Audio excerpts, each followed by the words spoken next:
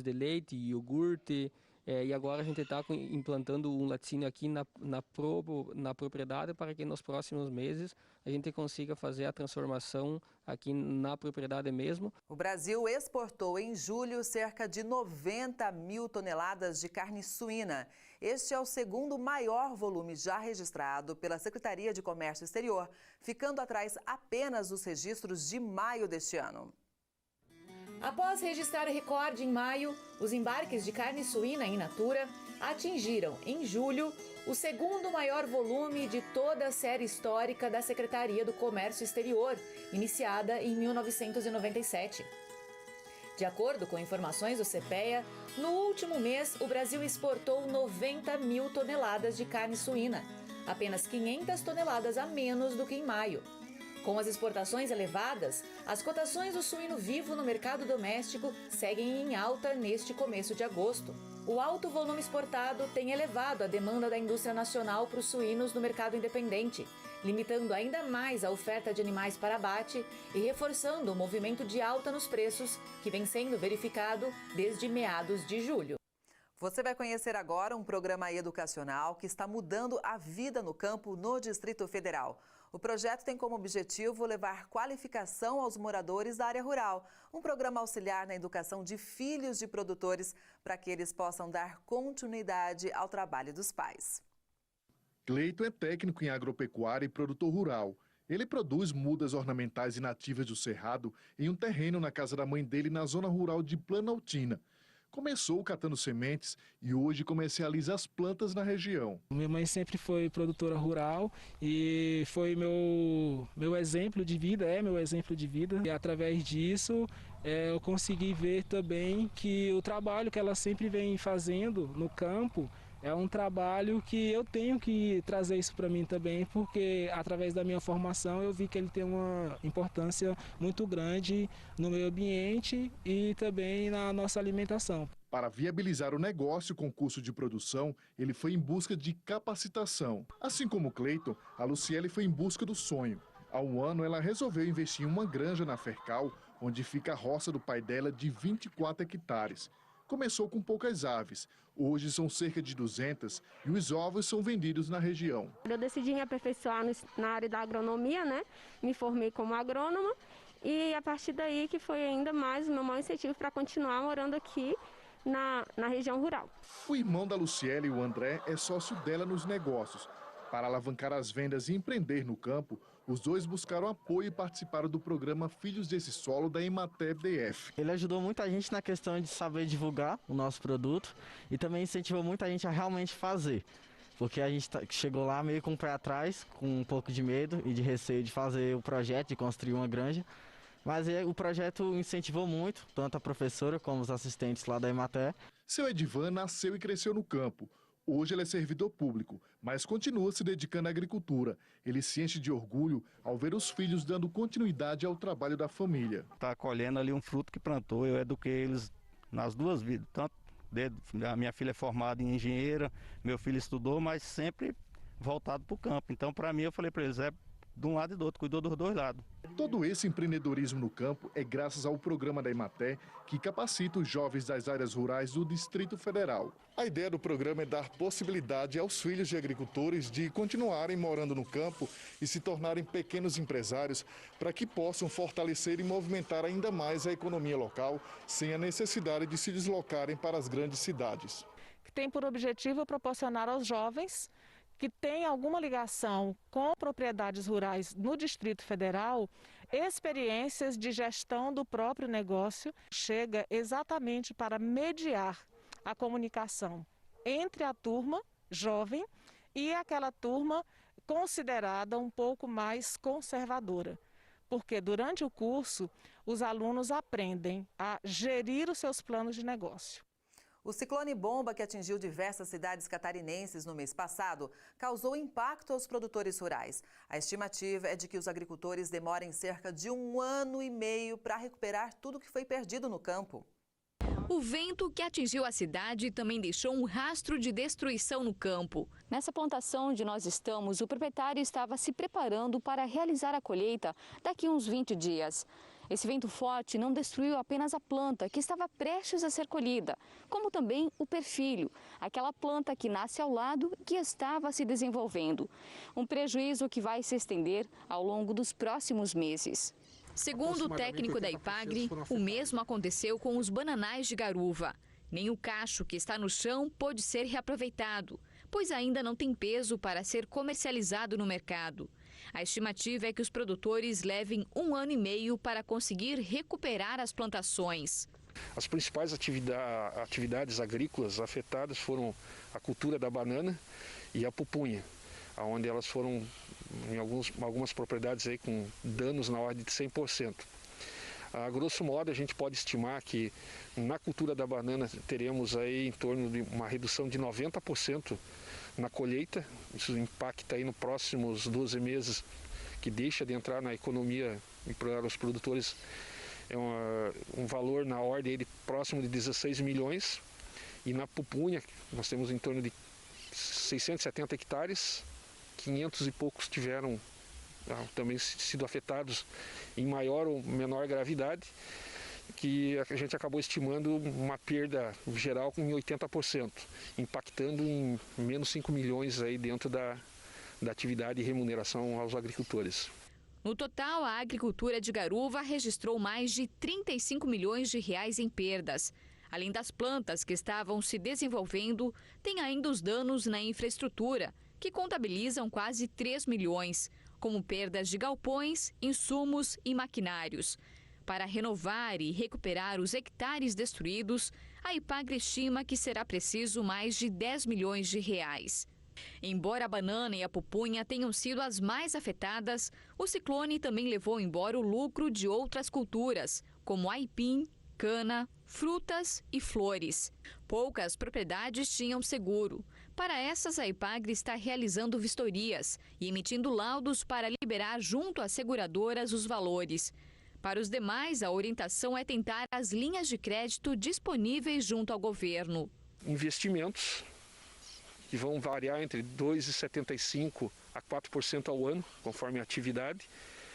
E, paralelamente, o governo do estado tem um programa, o Menos Juros, que algumas atividades acabam sendo beneficiadas, onde o governo paga, limitado até R$100 mil, o valor de investimento, para financiamento em até 8 anos, 2,5% ao ano, né? Então, são essa questão. E nesse momento também, produtores que eventualmente fizeram os custeios e estavam amparados pelo Proagro, nós estamos correndo as propriedades e fazendo a questão das perícias para liberação desse seguro. Trabalhar com diversas culturas em uma fazenda é algo bem comum, né? Um agricultor do sul de Minas tem uma produção centenária de café, mas viu nos cultivos da alface americana e da uva novas oportunidades de negócio. A lavoura verdinha se perde na imensidão. Pelas imagens dá para ver o cuidado com os grãos. Todo o manejo diferenciado para garantir uma melhor produtividade. O café especial é igual vinho, é igual uma cachaça. Você começa, você vicia. Então, dentro eu costumo falar que dentro da cultura café, dentro do negócio café, eu comparo com uma pirâmide. Então, os cafés especiais, os cafés top, estão no pontinho da pirâmide. Aí você consegue 2, 3% disso. E isso garante um fruto de melhor qualidade e também a boa comercialização dos cafés especiais. Muita gente me procura, às vezes, e quer que, eu produzo um café especial, vende o meu café. Mas não o trabalho é uma parceria e ela tem que ser desenvolvida. Então nós vamos desenvolver o potencial daquela fazenda, de quais qualidades ele tem, porque todo café é especial, precisa achar o dono dele. Então, no que você produz, nós vamos procurar quem enquadra no tipo de perfil de café que você produz, né? Quem quer comprar esse perfil, e aí nós vamos desenvolver o trabalho. Parceria, nós queremos ter ela por vários anos, porque hoje nós estamos comercializando nosso café de hoje, nós já estamos vendendo café para 23, 24, 25. A Fazenda Capetinga produz, além do café e da uva, a alface americana. Dos parreirais, nasceu o vinho Maria Maria, que já foi premiado internacionalmente. E a história do início dessa produção tem uma curiosidade. Eu tive um infarto e tive que fazer procedimentos e tal. E meu médico me falou que eu sempre gostei muito de tomar uma cerveja. E meu médico lá em São Paulo falou, ó, cerveja não faz mal pro coração, mas vinho faz bem. Se eu fosse você, eu começava a tomar vinho. Logo depois, essa história foi mudando. E os nossos vinhos de 2015, nós mandamos para uns concursos para a Europa, para a Inglaterra, e nós tiramos várias medalhas lá, inclusive de bronze, de prata. E com isso deu um boom na nossa marca, no nosso vinho. E foi com a primeira safra de vinhos disponibilizados para comercialização que o Eduardo resolveu mandar amostras para a Europa. E o resultado foi o reconhecimento internacional de um vinho 100% brasileiro. Com o reconhecimento do vinho e dos cafés especiais, o produtor sabe que a receita para o sucesso é continuar com o trabalho e também intensificar a produção das lavouras da Fazenda Capetinga. De 2 anos para cá, nós estamos alterando um pouco o nosso jeito de condição dos nossos cafeeiros. Nós estamos usando menos produtos químicos e substituindo por biológico. É um sistema bem sustentável que nós estamos tentando fazer aqui. As cotações dos ovos registraram baixa no mês de julho. Esse já é o 3º mês seguido que os preços ficam abaixo do esperado. Mesmo com uma leve valorização na última semana de julho, os preços dos ovos caíram na média do mês passado, acumulando 3 meses consecutivos de quedas, segundo dados do CPEA. A pandemia do coronavírus e seus impactos no poder de compra da população têm reduzido a liquidez do produto nas principais regiões consumidoras, pressionando as cotações. Com a demanda enfraquecida, os descartes das poedeiras mais velhas devem ser antecipados, de acordo com agentes do setor. A ação é uma tentativa de diminuir a oferta de ovos e impulsionar os preços, uma vez que as margens do setor têm estado muito estreitas, devido aos preços elevados dos principais insumos usados, como milho e farelo de soja. O cafeicultor sabe que o trabalho não acaba no campo. A armazenagem é um dos pontos cruciais da produção de café e exige diversos cuidados. Sabendo disso, uma cooperativa do sul de Minas não abre mão do uso de tecnologia. O armazenamento do grão é feito sem nenhum tipo de interferência humana. O ritmo de chegada de caminhões está acelerado. A cooperativa dos cafeicultores de Varginha já comercializou 40% da safra atual. A comercialização ela tem muito a ver com o preço do café no dia. Hoje em dia está em torno de R$500, às vezes vai a 510, 490. E a gente percebe que quando ele vai a 520, que dá os famosos 500 livre, o produtor vende um pouco mais de café. O produtor que fez mercado futuro, que tem uma média bem acima do preço, esse está mais tranquilo, não precisa ter pressa para vender em relação ao outro que não fez, né? Aí ele precisa do dinheiro para custear a colheita, ele vende um pouco mais. A cooperativa tem recebido cerca de 20 mil sacas de café por dia. O volume esperado de recebimento este ano é de 1.500.000 sacas. Todo o processo de armazenagem é automatizado, desde o momento em que o caminhão chega para descarregar o café.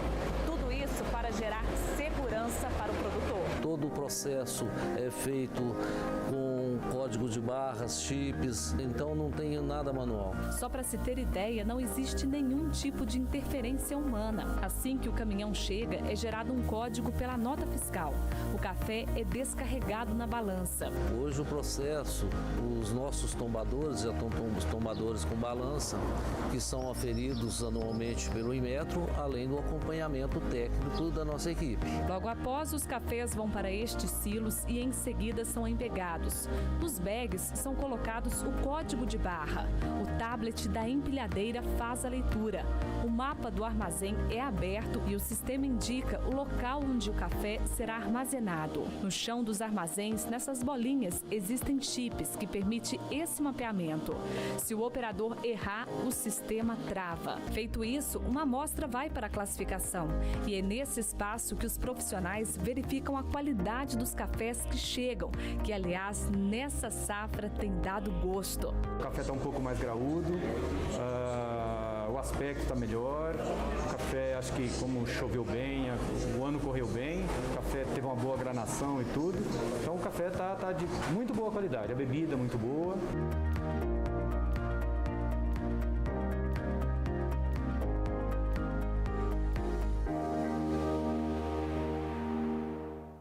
O Mato Grosso e o sul do Brasil seguem na vanguarda da produção de sementes de alta qualidade, o que coloca o agronegócio brasileiro em evidência no cenário mundial.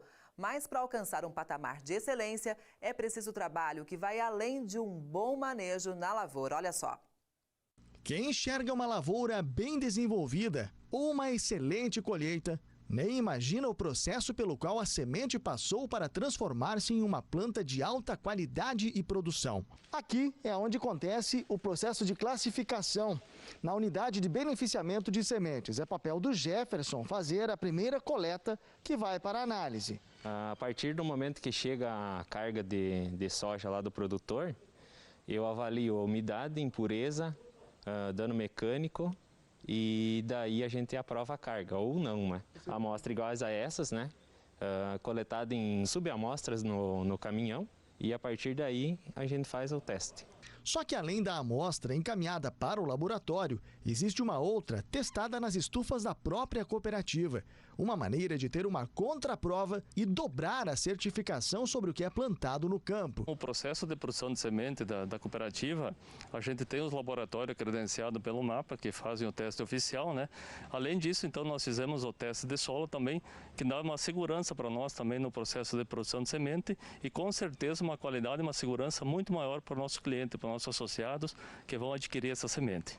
A análise que é feita não leva em consideração somente o desenvolvimento da planta, mas também as condições em que ela sofre o processo de germinação e se existe alguma outra medida que pode ser colocada em prática para melhorar a produtividade. Hoje o cliente está cada vez mais exigente em termos de qualidade de semente, sabe?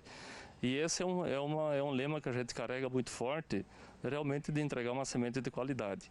E para isso, então, vários testes, padrões estabelecidos e tu ter uma segurança e aferir isso, te dá uma segurança maior de entregar uma semente realmente de qualidade. Então, por isso que a gente adotou esse método de fazer o teste de solo também nos todos os lotes de semente que é produzido pela cooperativa. Seu Geusemir planta sementes selecionadas há mais de 15 anos.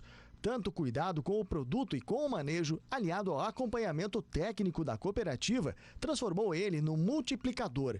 Tudo que é produzido em suas lavouras segue os mesmos padrões exigidos pelo MAPA. Para o produtor, o trabalho na lavoura pode ser dividido em 2 momentos, antes e depois do processo de testagem e germinação. No passar dos anos, o próprio mercado exigiu mais qualidade na semente. Então, hoje a gente planta com mais segurança já, com semente testada, já com teste de germinação, com todos os requisitos necessários para a gente não errar, né, no plantio. Toda essa preocupação relacionada à análise também pode resultar num melhor preço pago ao produtor, mas também na relação de mercados, principalmente da cooperativa com os compradores internos e externos. Mas para se chegar a um padrão de sementes que atenda às exigências internacionais de produtividade e qualidade, cooperativas e cooperados precisam trabalhar lado a lado. Se cada um fizer a sua parte, o agronegócio tende a se fortalecer ainda mais, com uma produção de excelência, gerando cada vez menos perdas e mais lucro ao final da safra. É um valor agregado, mas ele também, para ser multiplicador de semente, ele tem umas exigências que a própria ética que é necessário, né? Vem da limpeza da plantadeira, na hora de colher a limpeza da máquina, a limpeza do caminhão, colher na hora certa, entregar na hora certa. Tudo isso tem um acréscimo de custo que ao mesmo tempo tem um benefício, um acréscimo de bônus, mas semente é semente, a gente não pode brincar. Então tudo isso gera um ônus e um bônus. Agora um alerta para você que tem uma propriedade rural. Em Goiânia, 2 cavalos e uma égua foram furtados de um sítio. A ação aconteceu durante a noite e o arame que contorna a propriedade foi rompido. Macho mostra a cerca de arame que o ladrão cortou para furtar os animais. Foram levados da propriedade 2 cavalos e uma égua. Câmeras de segurança de casas próximas flagraram um homem montado na égua roxinha e puxando os 2 cavalos. A qualidade das imagens não é boa, por isso não dá para ver o rosto do ladrão. Nesse outro vídeo, é possível ver o homem de costas, passando com os animais, correndo pela rua. O bainho é cavalo pequeno, muito manso e que pertence ao Gabriel, neto do Márcio. O menino de 5 anos até gravou um vídeo pedindo ajuda da população para localizar o bainho. Se vocês verem um cavalo branco com um bebê no pescoço, entrem em contato com a minha mãe, por favor, porque roubaram meu cavalo. Volta e meia assim, ele tá pelos cantos, sentadinho, caladinho, porque sente falta, né? Os 3 animais levados agora, os 2 cavalos e a égua, ficavam soltos no pasto. Por isso, o dono da propriedade acredita que a pessoa que furtou os animais agora seja morador da região. Mesmo sem pistas, Márcio diz que continua procurando pelos animais levados pelo ladrão. No curral, ficaram apenas as celas usadas nos animais. Quem chegar a encontrar esses animais, me informar para mim buscar eles, sabe? Porque é uns animais que eu utilizo eles para o meu próprio serviço, sabe? O netinho do Márcio reforça o pedido de ajuda para localizar os animais, principalmente o cavalo bainho. Quando a minha mãe falou pra mim, eu fiquei chateado. Eu andava nele algumas vezes. Por favor, devolve meu cavalo. O morango é uma fruta muito sensível e requer bastante atenção no campo. Para fazer a colheita, por exemplo, é necessário saber o ponto exato para não perder o tempo de maturação. E isso pode significar mais durabilidade para o consumidor final. É o que você vai ver agora na reportagem de Francine Padilha. Há 6 anos, seu Peter cultiva produtos orgânicos. Mas só agora, em 2020, ele decidiu investir no morango. Morango orgânico foi um sonho antigo nosso. Nós somos produtores orgânicos certificados há vários anos e temos principalmente hortaliças, mas também frutas. Os nossos pêssegos orgânicos são sempre bem doces. A propriedade fica na área rural de Jambeiro. As 4.000 mudas foram plantadas em maio e começaram a dar frutos agora.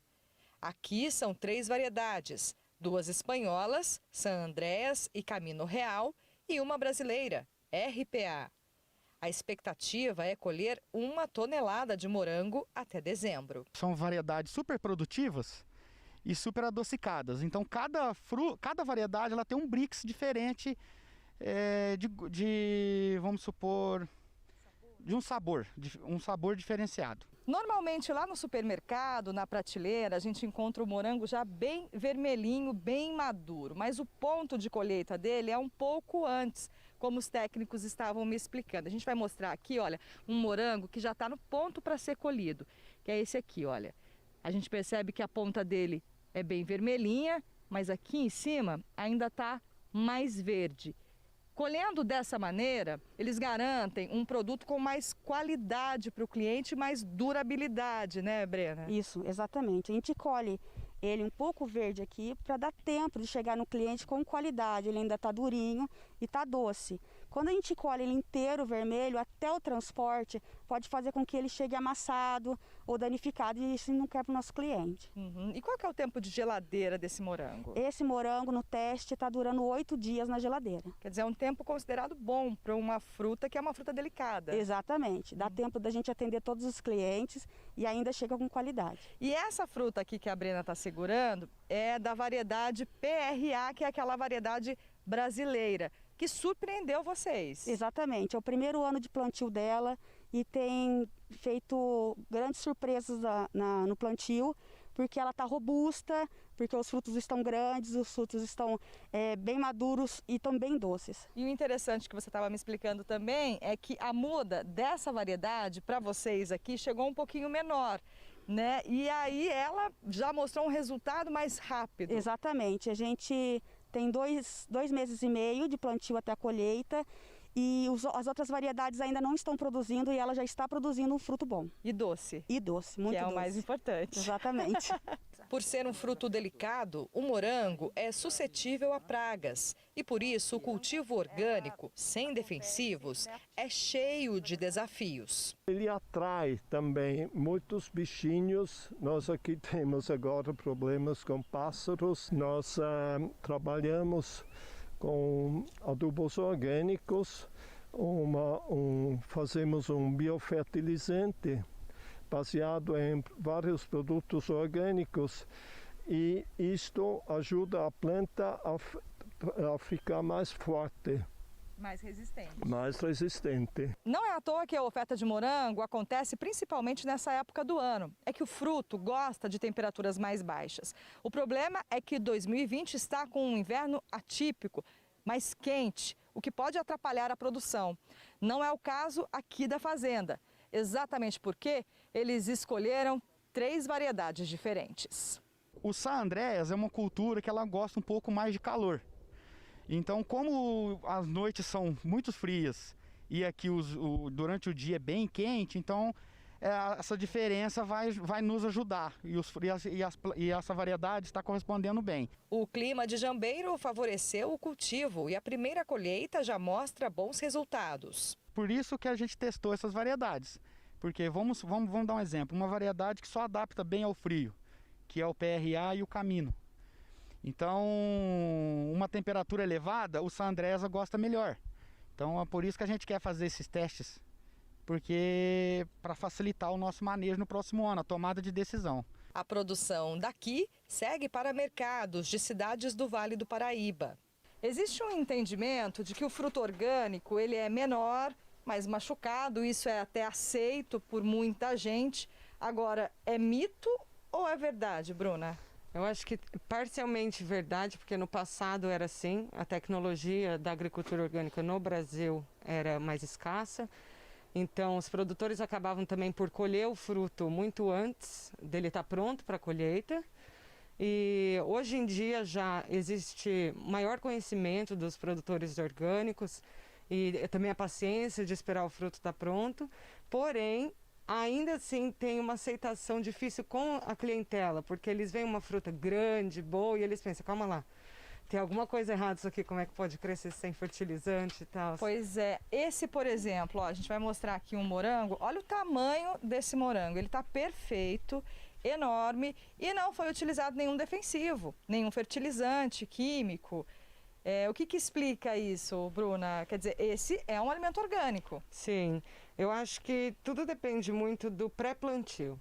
O seu solo tem que estar em equilíbrio, você tem que preparar ele, e aí a partir disso você planta e faz parte do processo natural da planta crescer e se tornar isso.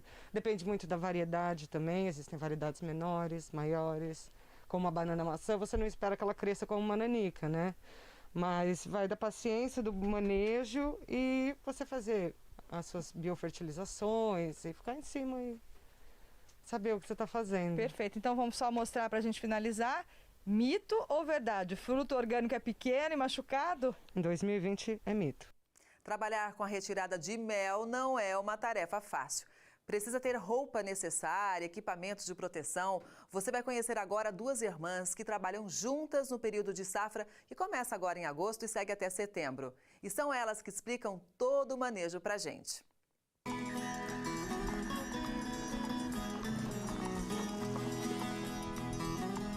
Nossa equipe desembarcou na zona rural de Roselândia, distrito de Bela Vista de Goiás. É ao lado desta plantação de laranjas que as irmãs Moriane e Natane mantêm 8 apiários, com 160 colmeias. Elas se preparam para a época da colheita do mel, que acontece uma vez por ano, entre os meses de agosto e setembro. Hoje as duas se dedicam exclusivamente à criação de abelhas, que nesse período precisa ter um manejo diferenciado para garantir uma boa produção.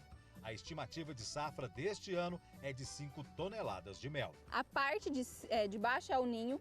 Aqui é uma tela excluidora de rainha. Essa tela serve para a rainha não passar para cima. Por ela só passam as operárias. Então as operárias colocam o mel aqui e a rainha bota aqui. Por isso, na hora de tirar o mel, não vai ter nenhum filhote junto. E como que é essa obstrução, então, que você vai fazer agora? A obstrução do ninho, vou mostrar para vocês. A gente gosta muito de trabalhar com esse suporte coletivo, vocês estão vendo, porque não vai nada no chão. Durante as gravações, um enxame veio até nosso encontro. Quando ameaçadas, as abelhas protegem a todo custo as rainhas e as colmeias. Inclusive aqui a gente está bastante protegido, né? Isso. Porque se alguém tivesse passando por aqui e encontrasse com umas colmeias como essa, possivelmente seria fatal, né? Com certeza. Aqui se a gente tivesse sem roupa, em questão de 2 minutos, a gente já teria desmaiado. Aqui em cima já tem bastante mel. Essa aqui é a tela excluidora, por onde só as operárias passam e a rainha não consegue passar por ela. É verdade que numa colmeia dessas chega a ter até 400 zangões? Isso mesmo, chega a ter 400 zangões, principalmente nessa época, que é onde acontece muita enxameação, até mesmo das colmeias que estão na natureza. E com essa enxameação vão nascer muitas rainhas. E aí é preciso zangões para poder fecundar essas rainhas que vão vir. Uma colmeia como essa aqui chega a ter 120 mil abelhas. Isso mesmo. Isso todas trabalhando quase que ao mesmo tempo. Isso. O trabalho que a gente fez aqui, como vocês podem ver, para preparar para a colheita, foi de tirar o excesso de mel aqui embaixo e colocar favos como esse aqui, ó, de cera alveolada, cera nova. Nesses favos, a rainha vai botar os ovos. Vamos mostrar aqui, então esse aqui é um quadro novo. As abelhas ainda estão puxando, terminando de puxar os alvéolos. E é nesses quadros aqui do ninho que a rainha vai botar. Esse aqui ainda não tem ovos. Eu vou mostrar um para vocês que ela já começou a botar. Aqui, ó. Esse é um quadro já com crias que estão para nascer. Com mais ou menos 21 dias, começam a nascer as operárias. E vai ser exatamente no pico da florada, que é em agosto e setembro. Um favo, para estar pronto para ser colhido, ele precisa estar totalmente alveolado. Por quê? Os alvéolos que estão abertos com um pouco de mel ainda contém umidade nesse mel. Então as abelhas nutrizes, que é no início da vida delas, que elas ficam responsáveis por transformar o néctar em mel, elas estão nesse momento tirando a umidade do mel que está aqui. Esse que já está alveolado, que é tampado de cera, ele já está com a umidade na quantidade certa e o mel está pronto para ser colhido. Então a gente está esperando só elas completarem todo o ciclo aí, todo, né? E acredito que daqui 2 semanas nós já vamos começar a colheita.